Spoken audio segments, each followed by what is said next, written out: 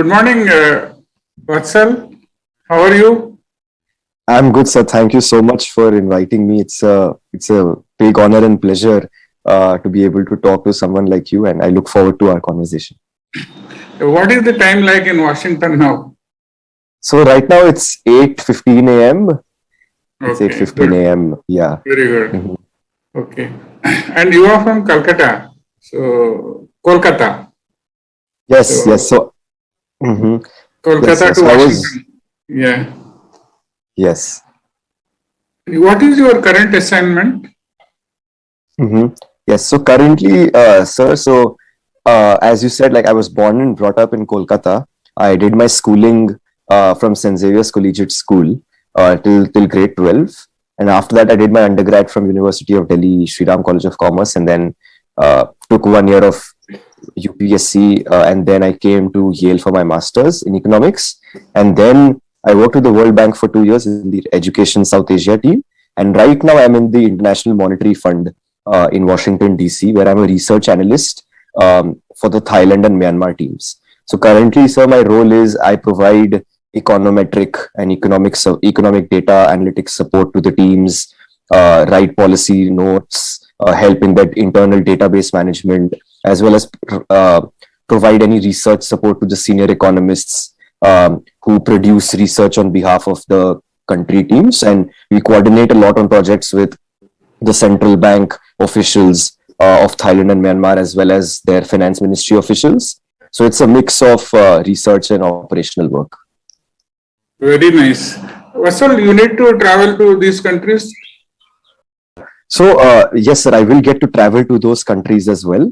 I will get to travel to those countries. But right now, due to COVID-19, there are still some restrictions, but I look forward to going there. Myanmar, of course, there's a military coup happening, so there are some issues over there, but Thailand definitely. Very right. So you love your assignment. How challenging? Yes, it's intellectually challenging. It's very engaging. I like the quality of the work. The people around me are very smart and also very humble and nice, which is a good thing.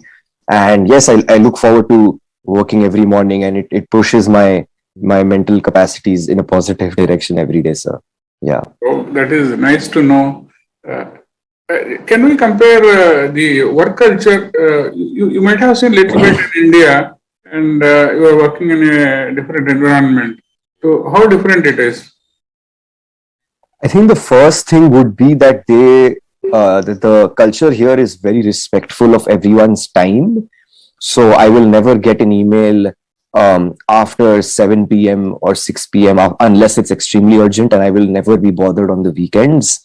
Whereas I know so many friends of mine, and even when I worked for a bit in India during my internships, and I have so many friends who went to the IIMs and stuff, and they're working at the best consulting and investment banking firms. So they say it's much more invasive of their personal space. It's much more invasive of their free time. That's the first thing.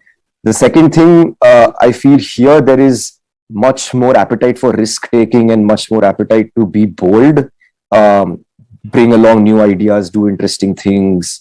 Whereas I think in India there is a slightly conservative or hold back type of approach. And I think the last thing would be that over here, it because this is America. There's a more hustle culture where people are emphasized to work hard and to, even in India that's the case obviously, but over here it's slightly of a more entrepreneurial or a more innate nature where there is a more hustle type of culture where people are emphasized to work hard, work smart, and things like that. Yes. That's nice, Vatsal. I also heard that you wrote civil services main exam also. What was the shift?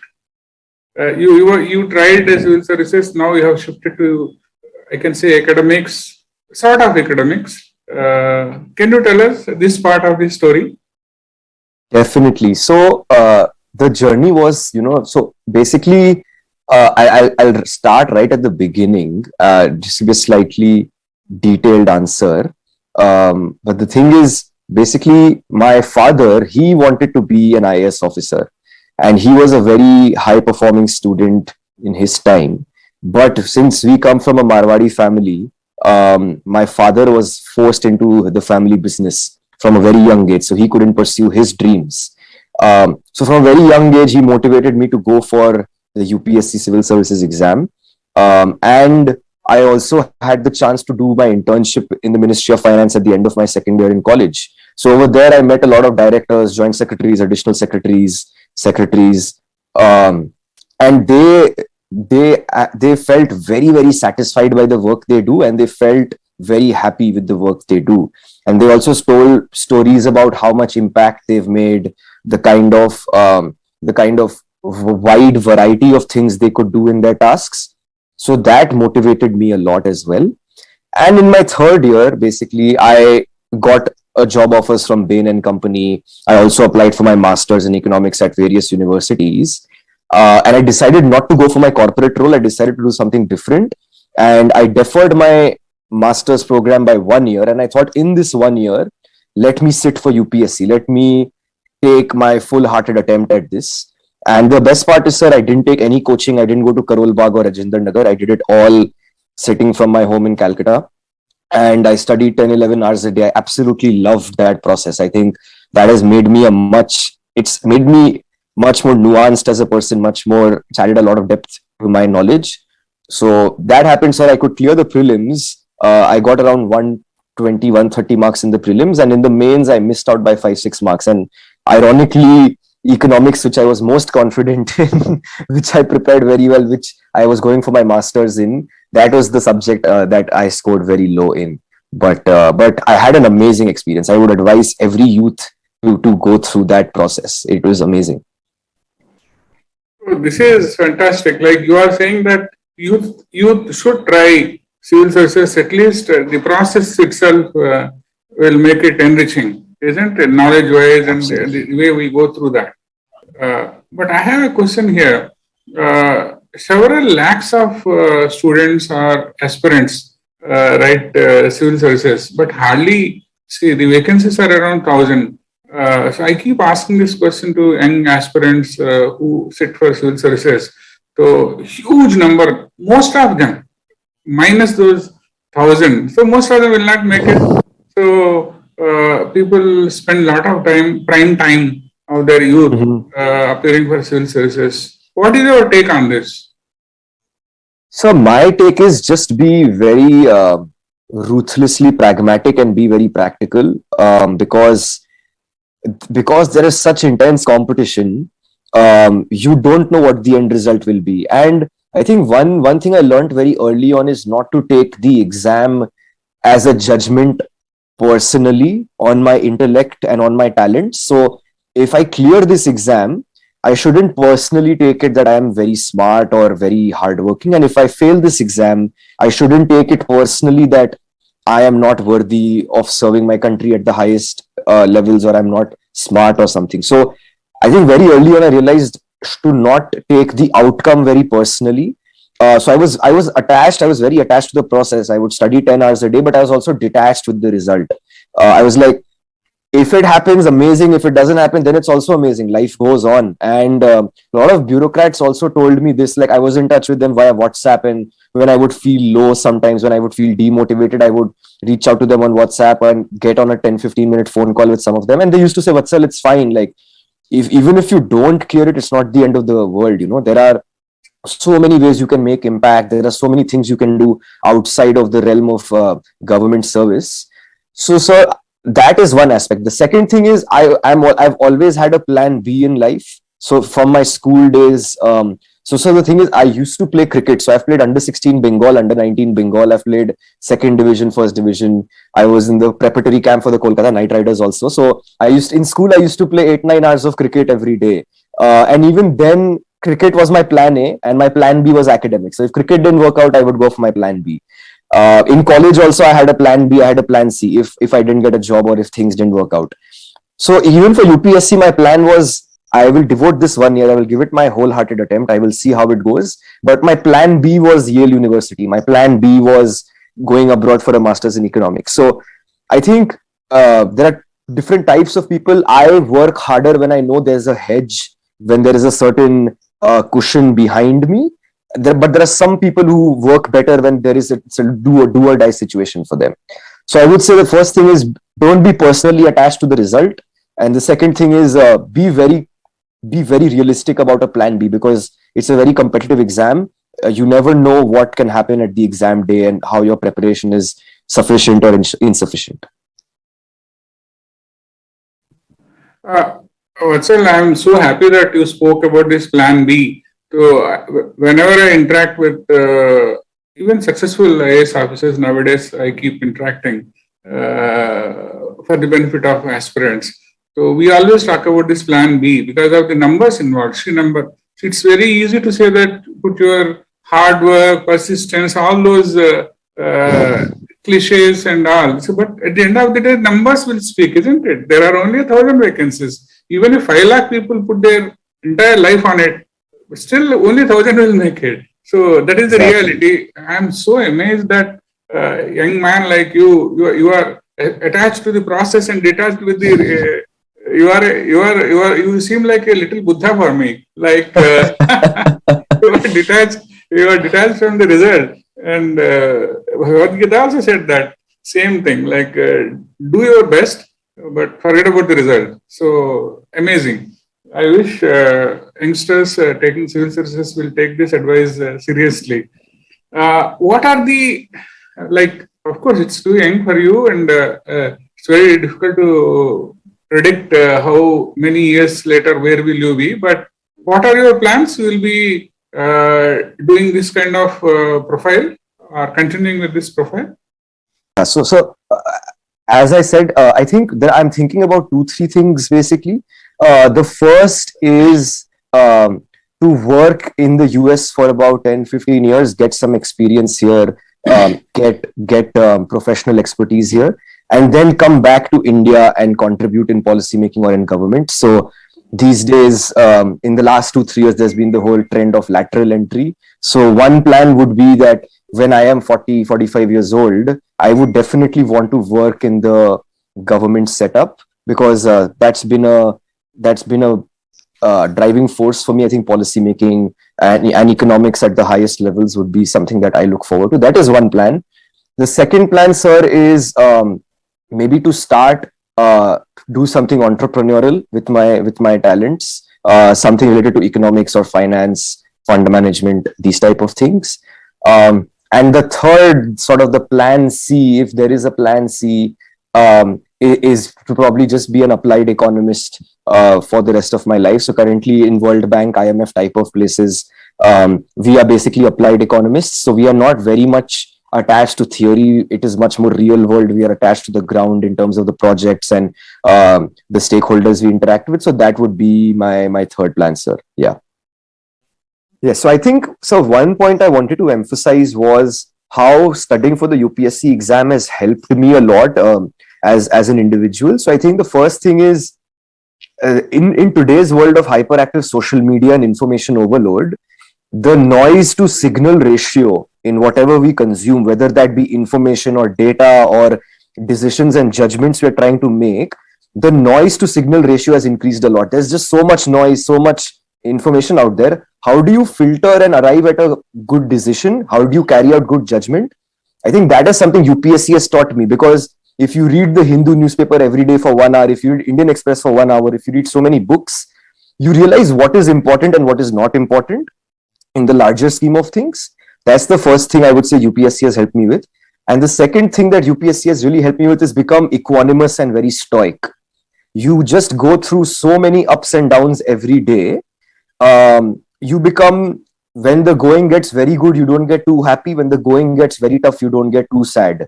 You remain equanimous. I think these two things UPSC has taught me a lot, which no internship or no work experience or my academic record couldn't teach me yet. So I'm very glad that I went through the UPSC grind, where for 1.5 years I was studying for 10 hours a day. It was simply amazing. Yeah, if I had to repeat it again, I would repeat it all over again easily. That is nice to know. I have a different question again, in the sense that why in India youngsters always want to be in government service because the opportunities in entrepreneurship are immense, isn't it? There is no limit. In fact, sky is not the limit. So what is that the psychology I cannot sometimes understand. Knowing fully well that the jobs are few, the opportunity is less in jobs, but still, whereas enterprise is a universe which is open. Why is it that students throng to only jobs? So I would give, yeah, this, I think this is a very, very important question and something even I ponder about. I think the first thing is, in our parents' generation, um, people who were born in the 1960s, 70s, for them, the government route is still very, very attractive, and there's a certain aura and respect for that. So when children are growing up, there is subtly or non-subtly, when you are brought up as a child, there is a certain respect for the government or for the certain aura about government services. That I think is the first thing. The second thing I would say is, some people are also attracted to it just by the sheer diversity of jobs you can do. You are collector one day, then you are director in the agriculture department, then you're joint secretary in defense. You know, it's amazing. The variety is amazing. And the third I would also say is, we as a society are still, um, um, we are progressing economically, yes, but the population is just so much. The supply of labor is just so much that even if you have a lot of jobs and entrepreneurship opportunities, there will still be people, because 10 lakh people in a population of 1.34 billion is barely, it's a drop in the ocean. So I would say, if we think in relative terms, because we have such a fledgling youth population, civil services, the aura assigned to it, the kind of work you can do is good. And I think, so another thing I'll be very honest about, a lot of people don't talk about this very openly, is I think the kind of power you get um, can be very attractive to a lot of people, are drawn by that power. And this is something that people don't want to talk about and come across as, oh, power is like power, power, power. But I think this is a point as well that I think a lot of youth are attracted to. Yeah. Generally, may I ask you this question also? How is the bureaucracy in India? Because since you are also working outside, you are also interacting with systems outside government systems in different countries. So, how do you perceive the bureaucracy in India? It is supposed to be civil servants, civil the service, but how do you perceive Indian bureaucracy compared to others? I think that, yes. So because in the World Bank, like I've interacted with several governments, I've interacted with several South Asian governments and several African governments, and even at the IMF, I'm seeing through not just my experiences but experiences of my colleagues when they talk about it. I do have a lot of appreciation, sir, for our bureaucracy, because India is one of the few countries where the bureaucracy is not just effective, but it also attracts very talented people. And whatever we say at the end of the day, I think the constitution, the founding fathers have given a very nice solid framework where so many countries, they have such state capacity issues, um, such implementation issues, but I think our system still delivers. There are issues, of course, in our system, and India is an extremely complex country, but on the whole, compared to a lot of other countries, I would say our civil service, our bureaucracy is actually quite good. Because if you compare with other countries, we have a very nice framework, we have a good structure. Our structure has stood the test of time. A lot of countries, their systems, their governance models decay over time, but we have stood solid as a country for uh, uh, a good several decades, and a large part of it has to do with how the federal structure has been held together by civil servants. So I think after coming to the World Bank and IMF, I've realized India's bureaucracy is actually quite good. If you look at compared with other countries, there are things we can improve, and that's a debate we should have. But that I think is one positive. I think so. One negative, if you would like me to go there, is maybe our bureaucrats can become more risk taking, because I see in other countries, especially when probably with Chinese bureaucrats or with a lot of countries that are growing fast, their economies are growing fast. their bureaucrats or their government machinery is all right to take more risks, to fail, but we come in but that's a very separate debate on the underlying factors of that. But I think to answer your question, these two things I would say, that our bureaucracy, our governance system is actually quite good, and the second thing is we can be more risk taking as a government apparatus. I'm happy that you found, after going out, Indian bureaucracy definitely better and good. That's a happy observation for us also. You would like to, Vatsal, you would like to say anything, focus on any aspect for the next few minutes?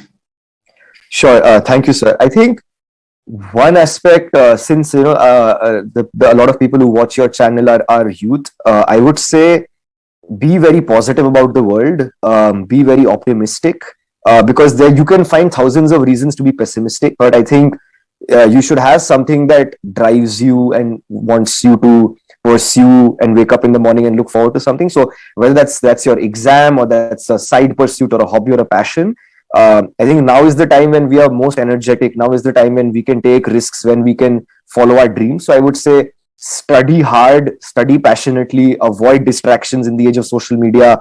Don't log into your WhatsApp every 1 hour. Don't log into Facebook, Instagram, or Telegram every 1 hour. Focus on your dreams, work very, very hard. And if it works out, great. If it doesn't work out, also great. Life has a way of connecting the dots. And I would just say work very hard, and be attached more to the process and how that will change you as an individual, rather than be very attached to the outcome. I would end on that note, sir. Thank you so much for giving me this opportunity. Thank you. It was fantastic to talk to you. You represent energy, hope, and future. And all the best for all your dreams, your aspirations, and your work. Thank you. Thank you, Vatsal. Thank you so much, sir. Great talking to you. Thank you, sir.